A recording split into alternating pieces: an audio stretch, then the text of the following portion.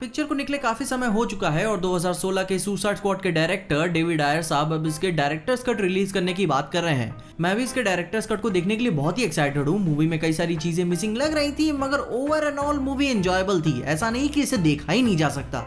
अब देखो, डीसी की मूवी हो और कंट्रोवर्सीज ना हो, ऐसा हो ही नहीं सकता। इनका साठगांठ काफी लंबे समय से चलता आ रहा है और जब 2013 में मैन ऑफ स्टील और 2016 में डॉन ऑफ जस्टिस निकली तो माहौल काफी कुछ सीरियस हो चुका था। मगर 2016 में ही डीसी की एक वाइब्रेंस से भरी फन सुपर हीरो मूवी आई सुसाइड स्क्वाड नाम से। अब इसके बारे में आगे जानने से पहले इंट्रो कर लेते हैं। हेलो एवरीवन, मैं हूं पीजे और आप देख रहे हैं पीजे एक्सप्लेन। अब जैसे कि ये वीडियो है, क्यों लोग ना पसंद करने लगे सुसाइड स्क्वाड को, स्पेशली क्रिटिक्स, क्योंकि वही थे जो इस मूवी की एग्रेसिव डाउन रेटिंग के लिए जिम्मेदार है। अब देखो, मेरा भी मानना है कि पिक्चर अच्छी है, मगर पूरा कमाल नहीं दिखा पाई। बस 3-4 चीजों को छोड़ के पिक्चर में कुछ खास नहीं था। तो इसी पे खुल के बात करते हैं कि क्यों क्रिटिक्स और एज वेल एज जनता दोनों को ये पिक्चर पसंद नहीं आई, अपने इतने बड़े सक्सेसफुल बॉक्स ऑफिस कलेक्शन के बावजूद भी। अब देखो, कुछ लोग मेरी इस बात से एग्री भी नहीं करेंगे, मगर किसी मूवी के बॉक्स ऑफिस कलेक्शन को देख के यह साबित नहीं होता कि कोई पिक्चर अच्छी ही है। और एक कहावत भी है कि अगर टमाटर आधा सड़ गया है तो उसे सड़ा टमाटर ही कहेंगे। और ये बात इस मूवी की रेटिंग्स में भी है। जनता को ये पिक्चर अच्छी लगी, मेरे को भी अच्छी लगी, मगर पिक्चर में फ्लॉज भी बहुत है। तो सबसे पहले अपने यही पॉइंट आता है टू मच एक्सपोजिशन का। अब देखो, इस एक्सपोजिशन का फिल्म मेकिंग में मतलब क्या होता है कि किसी कैरेक्टर या वस्तु विशेष की बैकग्राउंड इन्फॉर्मेशन, स्टोरी या एड्स को बताना, जिसे हम अपने सिंपल भाषा में बैक स्टोरी या हिस्टोरिक कॉन्टेक्स्ट जैसे नामों से भी जानते हैं। अब देखो, सुसाइड स्क्वाड में क्या टू मच एक्सपोजिशन था कि जब अमेंडा वॉलन अपने सुसाइड स्क्वाड की टीम मेंबर्स के बारे में जानकारी देती है तो वो बहुत ही लंबा सीन था। करीबन पिक्चर में 16 से 20 मिनट हमें यही जानने में लग गए कि ये है कौन, क्या करते थे और किस वजह से यहाँ पे हैं। मैं ये नहीं कह रहा हूँ कि 16 मिनट के एक्सपोजिशन की हमें कोई जरूरत ही नहीं थी। पिक्चर में जरूरत थी क्योंकि ऑडियंस इन सबको पहली बार देख रही थी, मगर हार्ली क्विन और डेडशॉट को छोड़ के यह किसी स्कूल टीचर वाली कॉन्वर्सेशन की तरह नजर आ रही थी। मतलब कि भाई ये इन्फॉर्मेशन जरूरी है, मगर सुनने में कोई इंटरेस्टेड नहीं है। अब देखो, इस इंटरेस्टिंग और इंगेजिंग एक्सपोजिशन के भी काफी अच्छे एग्जांपल है सिनेमा में। जैसे कि जब 1993 की जुरासिक पार्क मूवी में जब जॉन हैमंड डायनासोर्स की पूरी एक गाथा समझाते हैं, डीएनए की क्या क्या प्रॉपर्टीज होती हैं वो समझाते हैं, अपने काम करने का तरीका समझाते हैं, वो भी एक फन वे में। अब बात सिर्फ जुरासिक पार्क जैसी मूवीज की एक्सपोजिशन की ही नहीं है, इसका भी और अच्छे एग्जांपल हैं। जैसे कि अब काफी खूबसूरत और इमोशनल वे में मूवी में कार्ल फ्रेडरिक्सन के पास्ट के बारे में समझाया गया है, वो भी बिना एक डायलॉग बोले।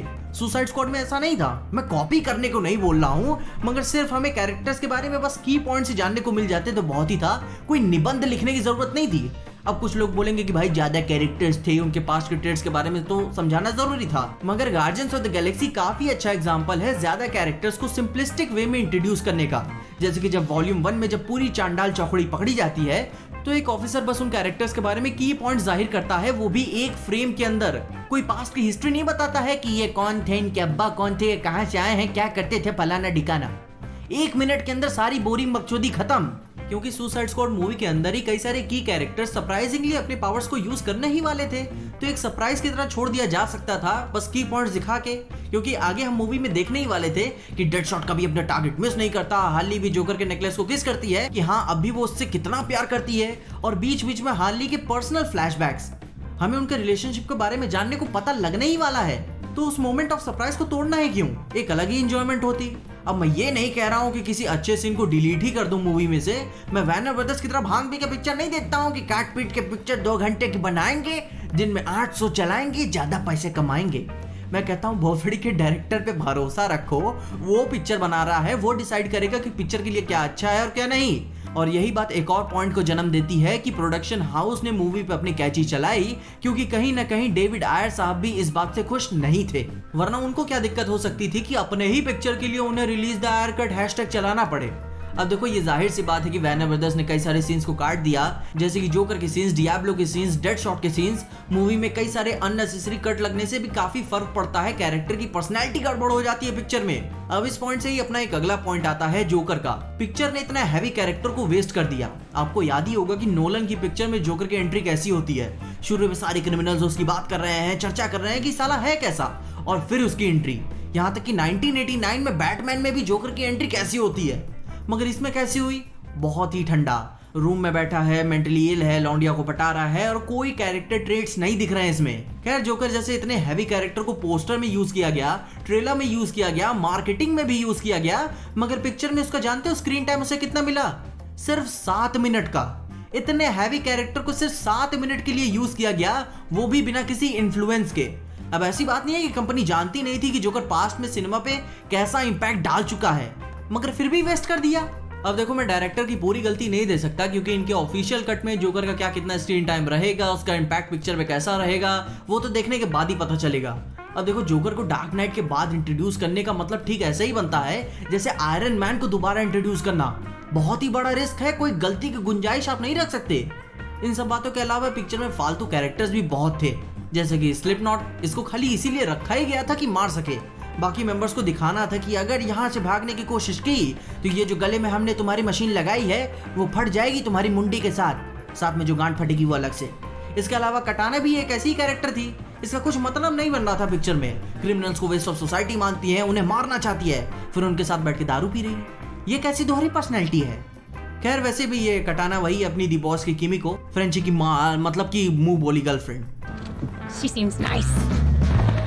चलो, फिर भी ये सारे तो कुछ पॉइंट्स थे जो जनता ने पब्लिक डोमेन में मेंशन किए थे कि उन्हें ये मूवी क्यों नहीं पसंद आई। साथ ही में जैसे समय बीतता चला गया, मूवी के एक्टर्स ने भी ये बात जाहिर की कि उनके काफी सारे सीन्स को मूवी में से काट दिया गया। अब देखो, मैं ये कोई फैंस वर्सेस क्रिटिक्स का आर्गुमेंट नहीं चालू कर रहा हूँ। मैं पर्सनली कोई मूवी रिव्यूअर नहीं हूँ। मेरा ओपिनियन ऐसा रहेगा कि अगर कोई पिक्चर अच्छी लगी तो हाँ अच्छी है, नहीं लगी तो गाड़ मराओ, आगे चलते हैं, काफी पिक्चर है यार। वैसे भी मूवी में काफी सारे सीन्स को अनएक्सप्लेन्ड छोड़ दिया गया, जैसे कि लास्ट में ये टीम यारों की तरह क्यों लड़ने लगती है। बूमरैंग तो भागना चाहता था, तो वो किस मोटिवेशन की वजह से वापस आ गया। डियाब्लो इनके लिए अपनी क्यों जान देगा, उनसे इसकी क्या बात हो गई कि इतना लगाव हो गया टीम से कि जान तक देने के लिए तैयार हो गया। फिर शायद इन सब सवालों का जवाब हमें आयर कट में देखने को मिल जाए।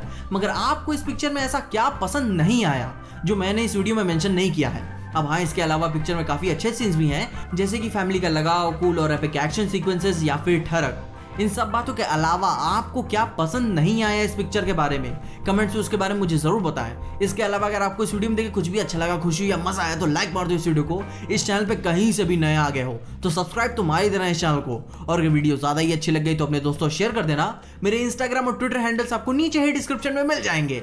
और देखते रहिए पीजे एक्सप्लेन्ड।